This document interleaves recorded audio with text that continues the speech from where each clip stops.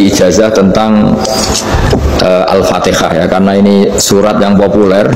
Kalau saya ijazahi Quran 30 juz pasti sampean nggak hafal.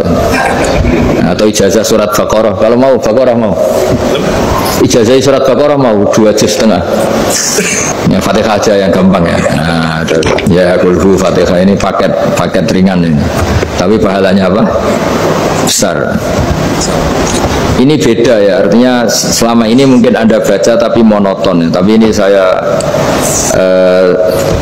bacakan teks aslinya tentang istilahnya itu mazaya itu kelebihannya Fatihah. Saya baca Arabnya dulu, nanti ini terakhir ijazah. Tadi kan saran-saran umum tentang sosial ya, pokoknya jadikan kebaikan itu punya nilai sosial yang baik lah. Jadi nanti orang yang nggak amanah nggak laku ya, calon bupati, gubernur, presiden yang nggak amanah juga nggak laku. Begitu juga kiai yang tidak amanah juga nggak laku, suami yang nggak amanah juga nggak laku, istri yang nggak amanah juga. Sehingga kebaikan ini jadi nilai sosial yang dalam tanda kutip sudah keniscayaan. Yang diinginkan Allah itu seperti itu, bukan kebaikan yang dipaksakan karena kekuatan negara. Maksudnya kalau bisa kebaikan itu tidak usah dipaksakan. Memang sudah satu kebutuhan. Tak cerita-cerita di negara maju itu, bahkan apapun jatuh itu nggak ada yang ngambil apa itu. Makanya gambarannya Mekah Medina kan gitu kan, barang jatuh nggak ada yang berani apa ngambil itu, saking sudah jadi sistem. Sehingga banyak negara di Eropa itu yang sampai nggak punya tentara, nggak punya polisi karena kebaikan sudah. Nah kita kan masih capek, polisinya aja capek, apalagi masyarakatnya, karena ya kebaikan itu belum jadi nilai apa bersama. Nah, kita selain ditopang negara, ada polisi, ada ma'ruf, dan kita punya reputasi yang bagus dalam bab ini. Saya masih ingat kecil saya itu yang jilbaban hanya keluarga kiai. Sekarang rata-rata masyarakat itu jilbaban. Dulu yang sekolah SMP, SMA itu jilbaban, kadang dulu malah dilarang ya, harus sama seperti itu seragamnya. Sekarang sudah boleh dan nyaman. Lama-lama yang dapat simpati ya yang pakai pakaian model tertutup seperti itu. Lama-lama gamane cara wong golek mantu ya golek yang seperti itu daripada yang blodor. Lama-lama jadi nilai bersama. Ya ingin saya seperti itu lah. Di terminal juga sama. Orang mau makan cari warung yang kelihatan ada ayat kursinya, pakai jilbab, atau paling tidak dia nggak mungkin lah nyuguhkan yang tiren atau yang haram. Akan ada garansi sosial. Ada apa? Ada garansi apa? Sosial. Dengan penampilan yang soleh itu kan, masa iya nyuguhkan oposan babi gitu misalnya. Jadi nilai sosial itu harus harus benar-benar jadi nilai, sehingga negara biar gak capek-capek. Polisi juga gak capek kan, karena tugasnya corong Jawa mau ngawat-ngawati tok, tapi tidak perlu tegang karena kebaikan sudah jadi nilai apa bersama. Ingat-ingat ya ayatnya tadi, wa tamiru bainakum bima'ruf. Jadi kebaikan itu harus jadi nilai bersama. Iktimar itu menjadi urusan bersama. Makanya kalau kita rapat besar disebut apa? Muktamar. Muktamar itu urusan bersama.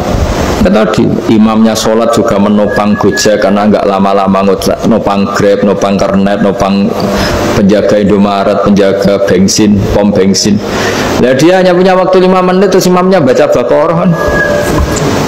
Iya imamnya mursyid, mungkin dia tambah lama tambah dapat aplaus dari muhibbinnya, tapi makmumnya dia tambah lama tambah dapat penghormatan dari pecintanya, tapi kitanya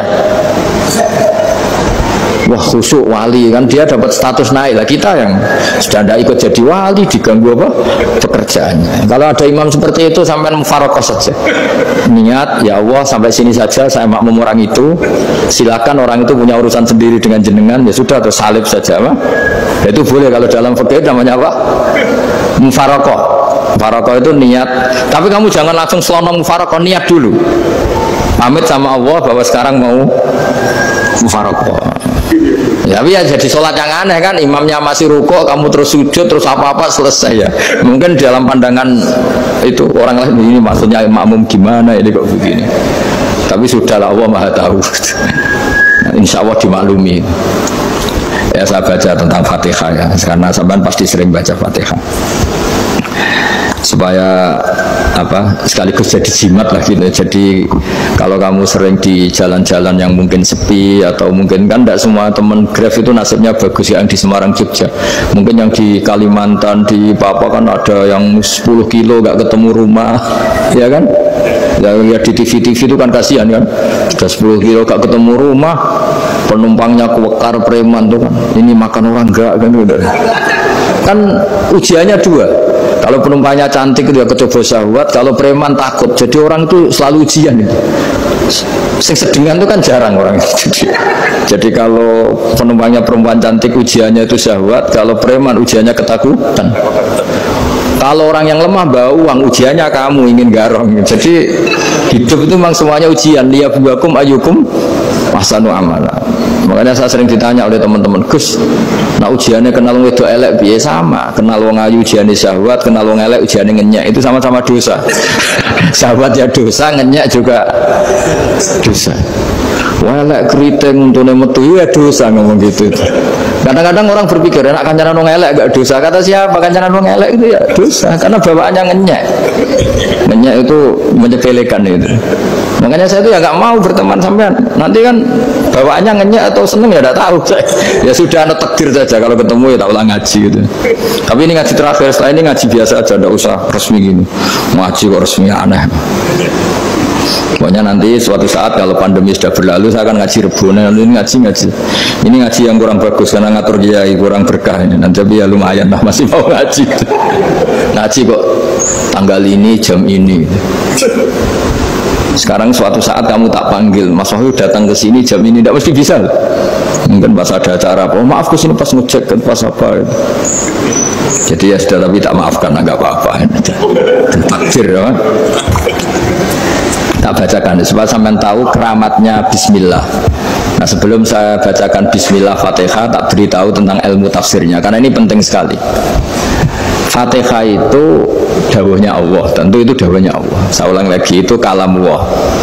Tapi yang sudah diberikan kesampaian ke kita semua, sehingga seakan-akan itu menjadi dawuhnya kita ke Allah. Jangan salah loh ya, Fatihah itu dawuh Allah, tapi sudah diberikan ke kita, sehingga posisi kita itu yang punya itu. Nah kenapa ini perlu dijelaskan? Karena nanti ada kalimat iyyaka na'budu wa iyyaka nasta'in. Kalau itu masih kalam Allah, berarti Allah ngomong ke kamu, ngendikan ke kamu, kepadamu aku menyembah. Masa Allah menyembah kamu? Nah sehingga ilmu tafsir itu menyelesaikan itu dulu ya. Saya ulang lagi ya, sebelum sampean sering baca Fatihah, aku yakin ya sering baca. Ini barokahnya tidak paham itu tidak pernah janggal. Nggak paham tuh ya penting supaya ada iskal, tidak janggal. Sebetulnya di kalimat itu ada yang janggal. Kalau Fatihah itu kalimatnya Allah atau kalam Allah, bagaimana dengan kata-kata iyyaka na'budu? Masa Allah ngendikan ke kita, kepadamu kami menyembah? Masa Allah menyembah kita? Maka penyelesaiannya secara ilmu tafsir gimana? Semua ulama mengatakan, bukan satu dua, semuanya mengatakan di Fatihah itu semuanya diberi kawalan kalimat.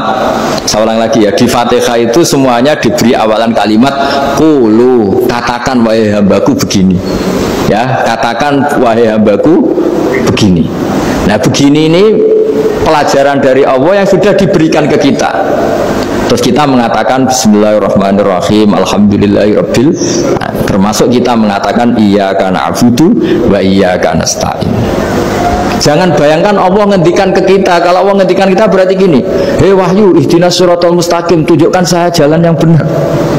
Nah nanti kamu terus, ya Allah, Anda aja minta tolong saya minta tolong siapa kan? Jadi panjang kan? Ya, saya ulang lagi ya. Jadi itu di Ulumul Quran diterangkan gimana? Sebelum baca Fatihah, ya.